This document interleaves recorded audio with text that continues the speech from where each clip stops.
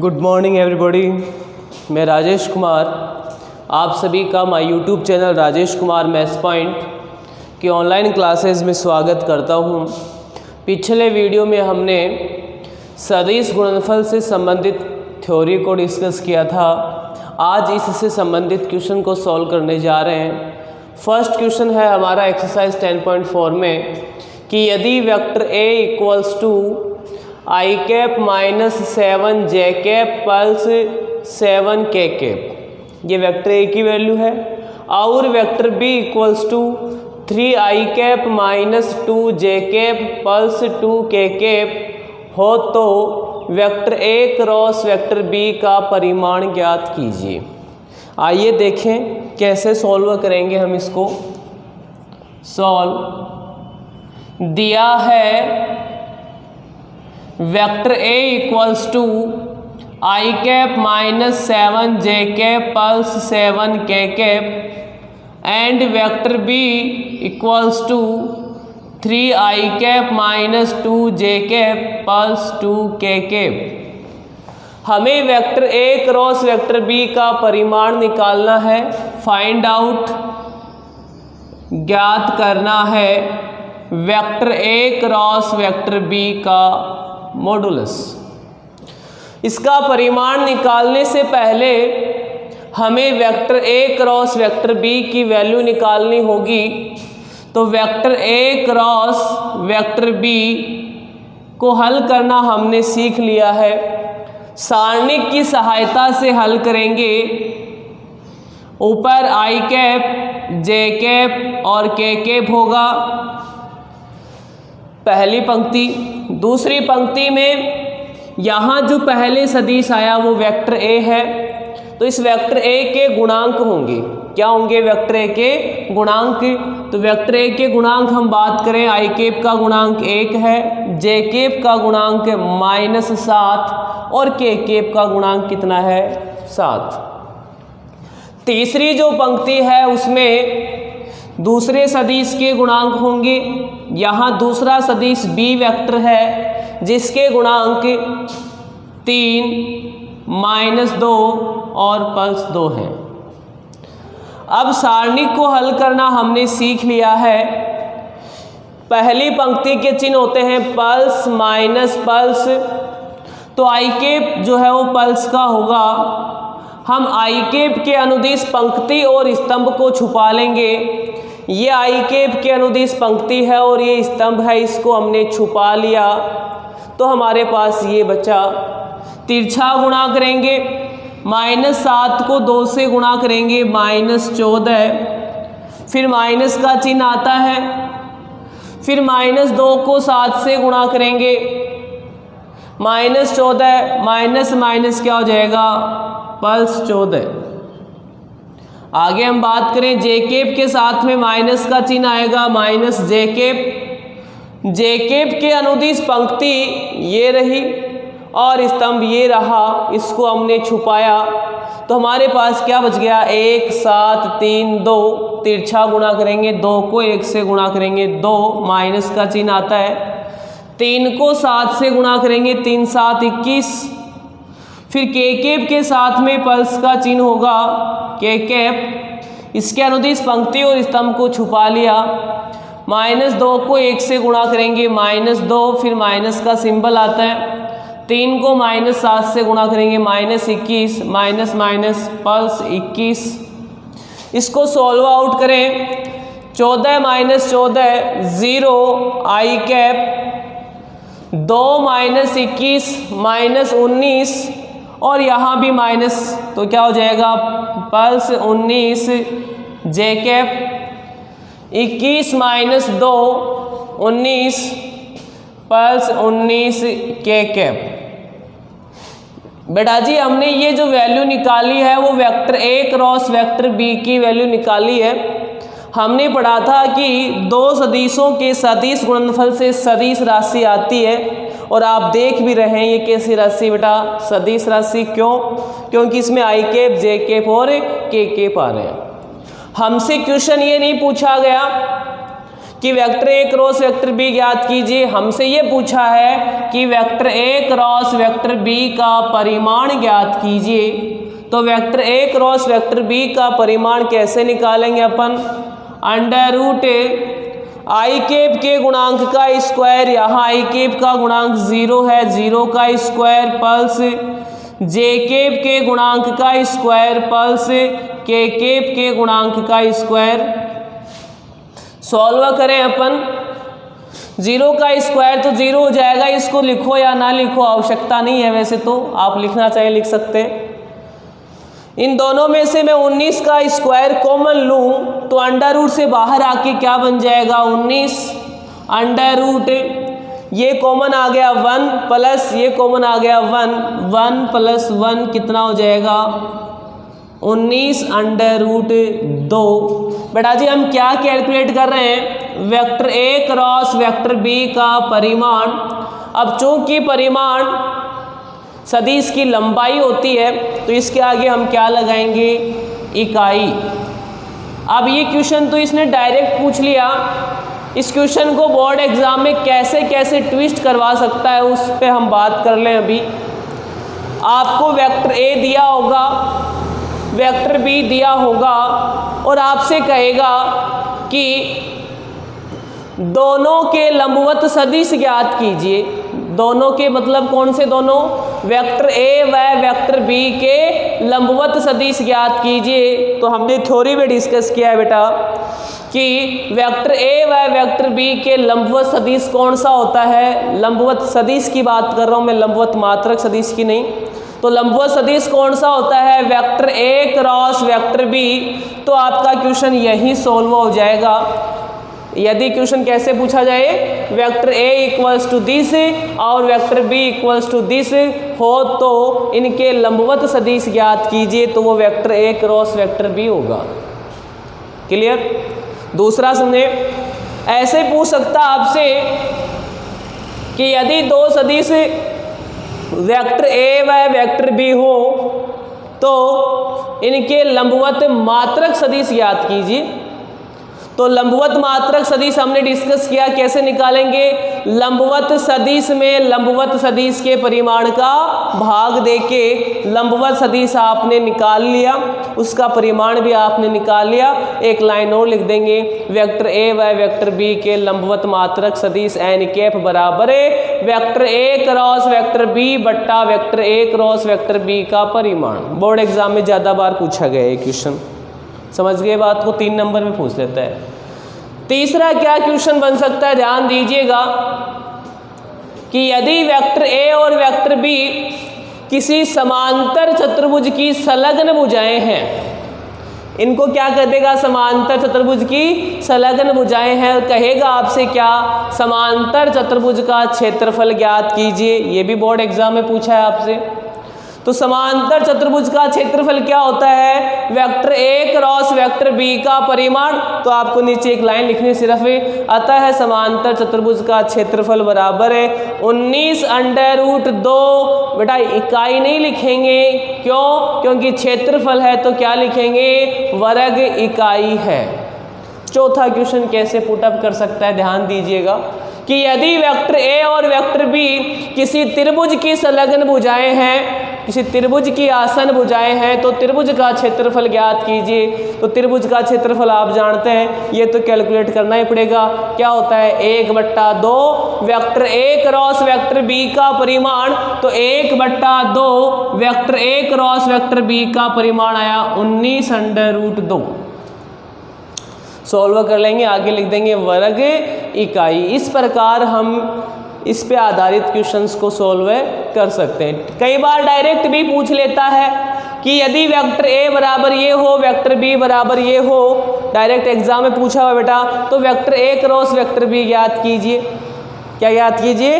Vector A cross vector B, यानी यहीं तक करना होगा आपको। तो इस प्रकार से इस क्वेश्चन को काफ़ी सारे चेंजेस करके आपसे बोर्ड एग्जाम में पूछा जा सकता है। आइए हमें ने सदिश गुणनफल तो करना सीख लिया, लंबवत सदिश निकालना हमने सीख लिया। अब हम नेक्स्ट क्वेश्चन की ओर चलते हैं।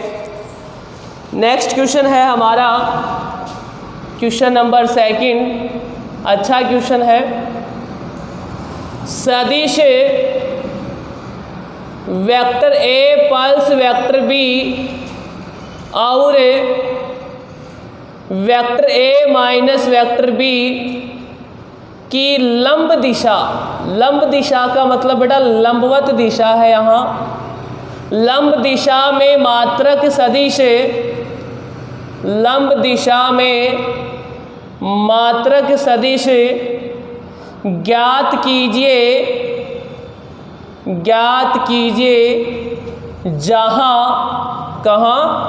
जहाँ vector A equals to 3i cap plus 2j cap plus 2k cap और vector B equals to i cap plus 2j cap minus 2k cap है। पहले इसको हम समझेंगे, उसके बाद हल करेंगे। आपको दो सदिश दिए हैं, वेक्टर ए और वेक्टर बी। इनके लंबवत दिशा में मात्रक सदिश नहीं पूछ रहा है। कहीं आप कह दो सर एन कैप बराबर vector A cross vector B बट्टा vector A cross vector B का परिमाण, ऐसा नहीं है बेटा। यहाँ एन के बराबर vector A cross vector B बट्टा vector A cross vector B का परिमाण वाला फॉर्मूला नहीं लगेगा। क्यों? क्योंकि यहाँ वेक्टर ए और वेक्टर बी के लंबवत दिशा में सदिश नहीं पूछा आपसे किसके लंबवत दिशा में पूछा है? Vector A plus vector B. पहला सदिश तो ये है और दूसरा सदिश कौन सा है? Vector A minus vector B. तो बेटा कुछ नहीं करना रहे अपने को, तो जहां वेक्टर ए आ रहा है उसकी जगह vector A plus vector B लिख देना, और जहां वेक्टर बी आ रहा है दूसरा सदिश क्या है? Vector A minus vector B रख देना। तो क्या बन जाएगा formula? Vector A plus vector B cross vector A minus vector B बट्टा इस पूरे का परिमाण। समझ गए मेरी बात को आप आराम से? अब सबसे पहली बात यह है कि हमारे पास तो vector A plus vector B और vector A minus vector B तो है ही नहीं, तो सबसे पहले हम इनका मान ज्ञात करेंगे। सॉल्व। देखो बेटा जी, देखो मगर प्यार से दिया है। क्या दिया है आपको? Vector A equals to 3i cap plus 2j cap plus 2k cap and vector B equals to i cap plus 2j cap minus 2k cap. तो सबसे पहले तो हम vector A plus vector B निकालेंगे। Vector A plus vector B, vector A की जगह vector A रखें। 3i cap plus 2j cap plus 2k cap plus B vector i cap plus 2j cap minus 2k cap. Add करना तो सीख चुके हैं बेटा जी आप अच्छे से। बोलो क्या होगा? 3i cap plus i cap 4i cap 2j cap plus 2j cap 4j cap 2k cap minus 2k cap plus 0k cap. निकाल लिया हमने vector A plus vector B. इसी प्रकार से हम क्या निकालेंगे? Vector A minus vector B. Vector A हमारे पास में है 3i के प्लस 2j के प्लस 2k के माइनस वेक्टर बी हमारे पास में है i के प्लस 2j के माइनस 2k के। सॉल्व करें। This implies vector A minus vector B equals to 3i cap minus i cap 2i cap 2j cap minus 2j cap 0j cap 2k cap और ये minus minus ये भी plus का 2k cap. कितना हो गया बेटा जी? 2 और 2 4k कैप। हमने क्या निकाल लिया? Vector A plus vector B और vector A minus vector B हमने निकाल लिया। तो बेटा जी हमारे अनुसार क्या होगा? भाई एन कैप के लिए हमें क्या चाहिए? तो vector A plus vector B का क्रॉस प्रोडक्ट किसके साथ है? Vector A minus vector B के साथ। इस बात को आप ऐसे भी समझ सकते हैं, मान लीजिए ये सी वेक्टर है और ये डी वेक्टर है, तो आपका फॉर्मूला क्या हो जाएगा? C vector cross D vector बट्टा C vector cross D vector का परिमाण। ऐसे भी समझ सकते हैं आप, लेकिन हम तो डायरेक्ट ही कर लेते हैं। तो हमें सबसे पहले क्या निकालना है बेटा जी? बताओ रे। क्या निकालना है? बिल्कुल सही बोल रहे हैं आप। Vector A plus vector B का क्रॉस प्रोडक्ट करना है किसके साथ? Vector A minus vector B के साथ। बोलो कैसे करेंगे? बोलो सारणिक की सहायता से करेंगे। ऊपर तो क्या आएंगे? आई कैप, जे कैप और के कैप, और नीचे पहले वाले के गुणांक vector A plus vector B के गुणांक क्या आ रहे? 4 4 0। फिर इसके नीचे vector A minus vector B के गुणांक क्या है? 2 0 4। हल करें, आई कैप प्लस का होगा, आई कैप के अनुदिश पंक्ति और स्तंभ को छुपाया, 4 चौक 16 माइनस इन दोनों का गुणा 0। फिर माइनस का जे कैप आएगा, इसके अनुदिश पंक्ति और स्तंभ को छुपाया, 4 चौक 16 माइनस 2 गुणा 0 कितना हो गया रे? 0। पल्स के कैप छुपाया, क्या हो गया? 0 माइनस 2 गुणा 4 कितना हो गया? 8। हल किया, कितना आया? 16 आई कैप माइनस 16 जे कैप और माइनस 8 के कैप। ये किसकी वैल्यू आ गई बेटा हमारे पास में? Vector A plus vector B cross vector A minus vector B की वैल्यू आ गई। अब क्या निकालना पड़ेगा? इसका परिमाण भी तो निकालना पड़ेगा। किसका परिमाण है?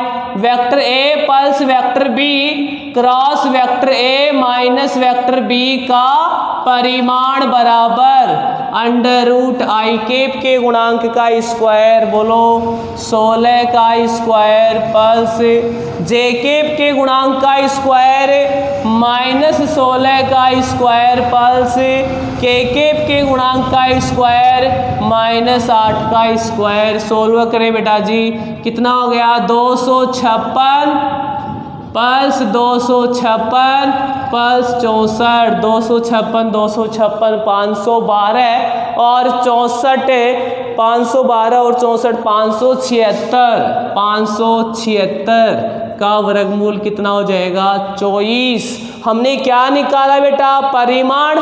तो क्या लगाएंगे आगे? इकाई। अब हमारे क्वेश्चन पे चलेंगे, क्या कहेंगे? अतः vector A plus vector B और vector A minus vector B की लंब दिशा में मात्रक सदिश लिखेंगे। अब अतः vector A plus vector B व vector A minus vector B की दिशा में, कौन सी दिशा में? लंब दिशा में कौन सा सदिश? मात्रक सदिश। क्या होगा बेटा जी? एन कैप बराबर vector A plus vector B cross vector A minus vector B upon vector A plus vector B cross vector A minus vector B का परिमाण रखें। एन कैप बराबर सदिश तो क्या है हमारे पास में? 16 आई कैप माइनस 16 जे कैप माइनस 8 के कैप और परिमाण कितना आया? 24।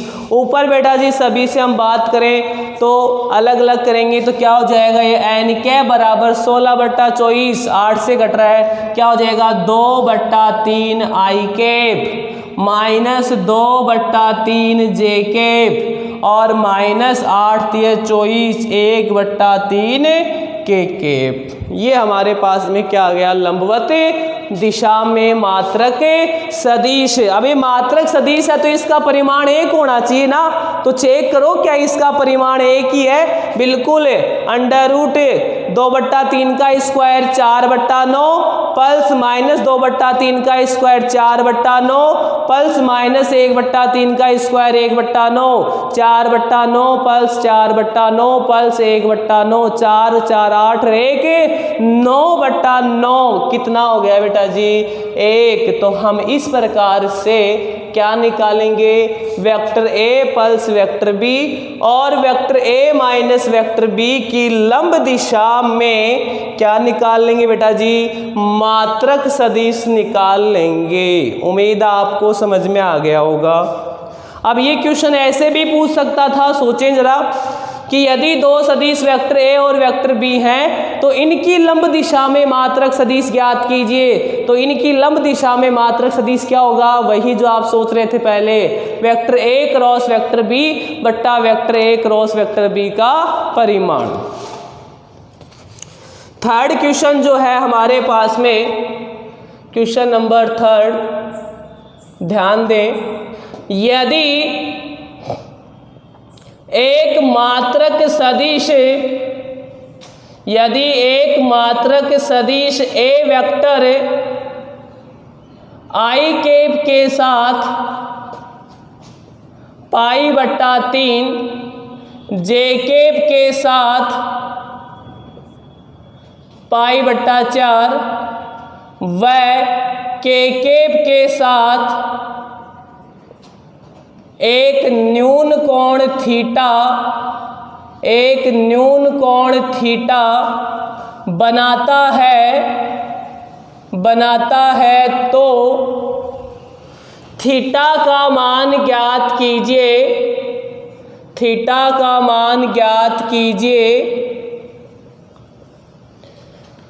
और इसकी सहायता से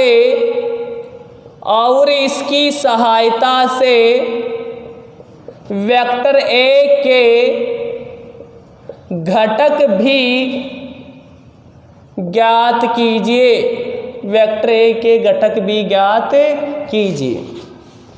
अच्छा क्वेश्चन है बेटा, ध्यान से समझेंगे। क्या कहा है सबसे पहले हमें कि एक मात्रक सदिश वेक्टर ए, तो क्या कहा है कि वेक्टर ए एक कैसा सदिश है? मात्रक सदिश है। और आप जानते हैं मात्रक सदिश का परिमाण तो कितना होता है रे? 1। इसका मतलब वेक्टर ए का परिमाण कितना है? 1।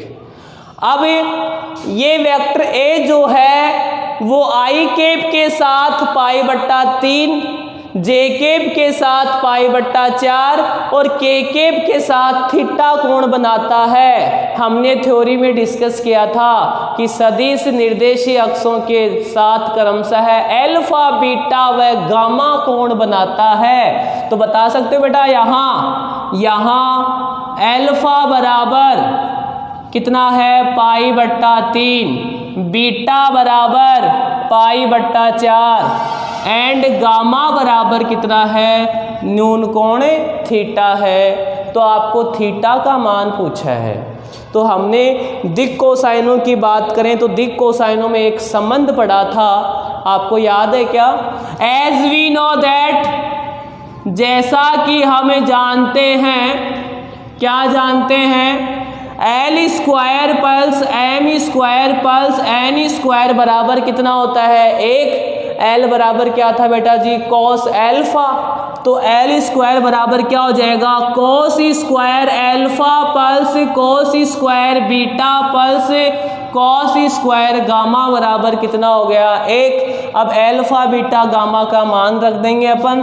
cos² alpha π/3 plus cos² beta cos² π/4 plus cos² theta बराबर 1। हल करें। cos π/3 cos 60 degree, cos 60 degree का मान तो 1/2 का होल स्क्वायर, cos 45 का स्क्वायर 1/√2 का स्क्वायर पल्स cos² थीटा बराबर 1। हल करें। 1/2 का स्क्वायर 1/4 पल्स 1/√2 का स्क्वायर 1/2 पल्स cos² थीटा बराबर 1। पावर आधी किलो 3 पाव, तो क्या हो जाएगा? cos² थीटा बराबर 1 किलो माइनस 3/4 3 पाव। अरे 1 किलो दूध में सो 3 पाव डुल गो, बताओ कतो बच गो रहे? पाव। cos² थीटा बराबर पाव, तो cos थीटा बराबर कितना हो जाएगा रे? वर्गमूल ले लेंगे। बोलो सर प्लस माइनस 1/2। बेटा ध्यान दो, थीटा के बोल रहे हो? न्यून कोण है 90 डिग्री से छोटा है तो पल्स को मान ही आओगे, माइनस को माने को नहीं आवे। तो बताओ cos थीटा बराबर 1/2, तो cos कितने का मान 1/2? 60 डिग्री। तो थीटा बराबर कितना हो गया? π/3। आपसे पहला क्वेश्चन यही पूछा था कि वह थीटा का मान ज्ञात कीजिए।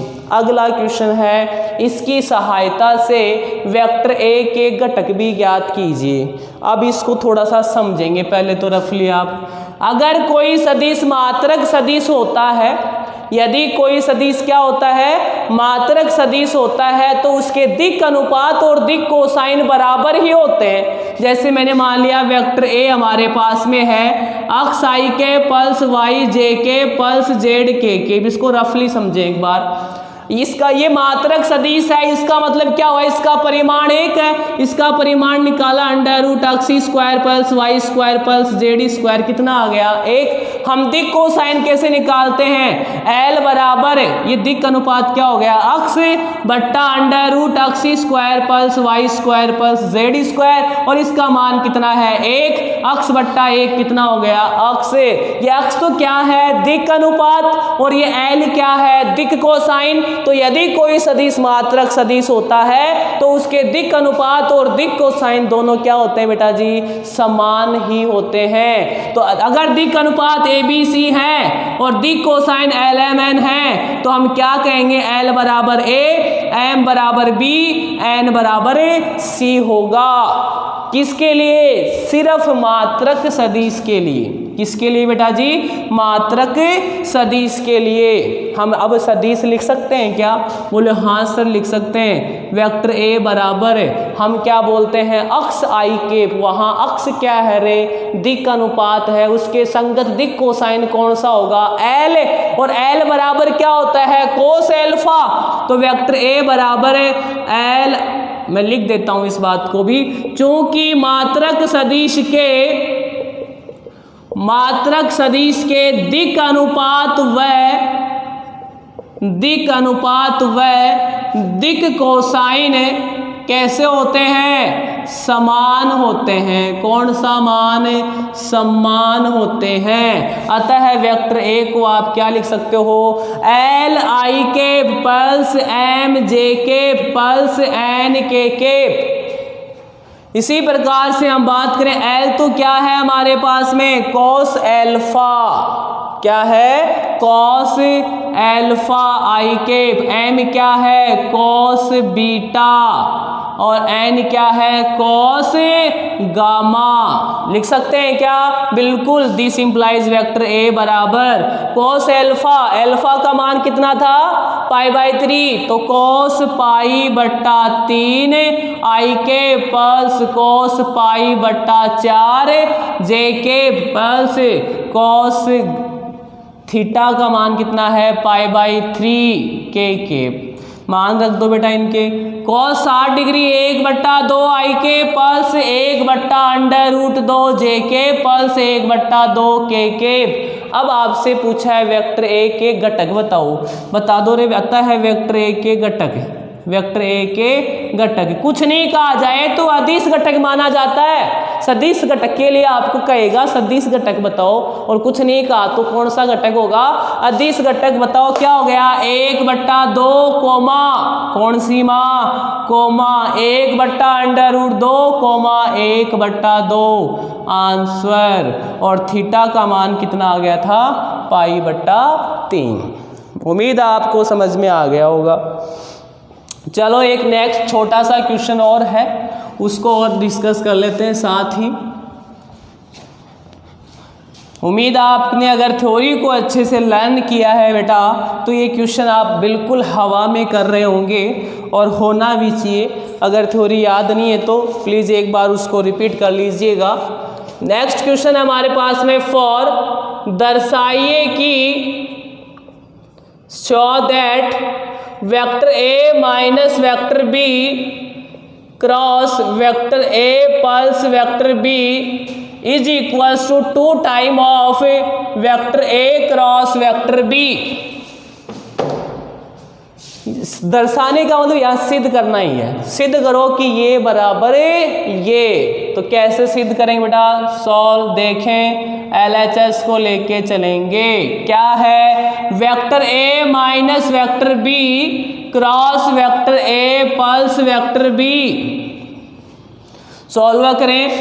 पहले वेक्टर ए का क्रॉस प्रोडक्ट इन दोनों के साथ करेंगे तो क्या बनेगा, वेक्टर ए क्रॉस किसके साथ करेंगे, vector A plus vector B.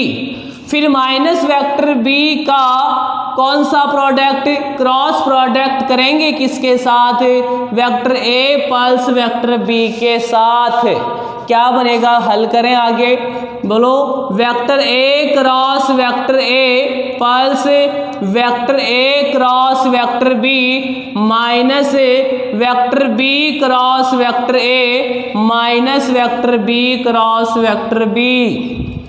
अब आपने पढ़ा है, क्या पढ़ा है रे बाल को, कि vector A cross vector A बराबर है, हाँ वेक्टर ए के परिमाण का स्क्वायर, गलती से होगा भाई ध्यान रखना, सही नहीं होगा। Vector A dot vector A बराबर वेक्टर ए के परिमाण का स्क्वायर होता है। तो वेक्टर ए क्रॉस वेक्टर ए क्या तुम्हें याद है, हाँ मुझे याद है, क्या याद है, 0 वेक्टर। इसी प्रकार से vector B cross vector B बराबर 0 वेक्टर और vector B cross vector A बराबर vector A cross vector B नहीं होगा। सदिश गुणनफल पढ़ रहे हैं भाई, क्रम विनिमय नियम की पालना नहीं करता तो माइनस आ जाएगा vector A cross vector B. सदिश गुणनफल क्रम विनिमय नियम की पालना नहीं करता है बेटा जी। ये क्या आ गया, vector A cross vector A 0 vector plus, ये ऐसा का ऐसा vector A cross vector B minus vector B cross vector A के स्थान पे क्या लिखोगे, minus vector A cross vector B minus vector B cross vector B क्या हो जाएगा, 0 वेक्टर। 0 वेक्टर माइनस 0 वेक्टर तो 0 वेक्टर हो गया, उसको लिखने की आवश्यकता नहीं है। क्या बन गया हमारे पास में, vector A cross vector B और माइनस माइनस क्या बन गया, plus vector A cross vector B. इन दोनों को ध्यान से देखो बेटा, ये भी वही सदिश है जो ये है, तो एक रेख कितना होगा 2, क्या हो जाएगा 2 time of vector A cross vector B, क्या आ गया आपके पास में RHS। This implies we can say that vector A minus vector B cross vector A plus vector B will be equals to 2 time of vector A cross vector B, hence proof. उम्मीद आपको समझ में आया होगा। आज के लिए धन्यवाद। नेक्स्ट क्वेश्चंस हम नेक्स्ट वीडियो में करेंगे, तब तक आप इन क्वेश्चंस को सॉल्व करें। साथ ही जो थ्योरी हमने डिस्कस किया बेटा, मैं बार बार थ्योरी पे प्रेशर डाल रहा हूँ आपको कि थ्योरी को आप अच्छे से लर्न कर लें, आपको कहीं भी प्रॉब्लम नहीं आएगी। मैं आपको प्रॉमिस करता हूँ 7/7 होंगे आप। आज के लिए धन्यवाद।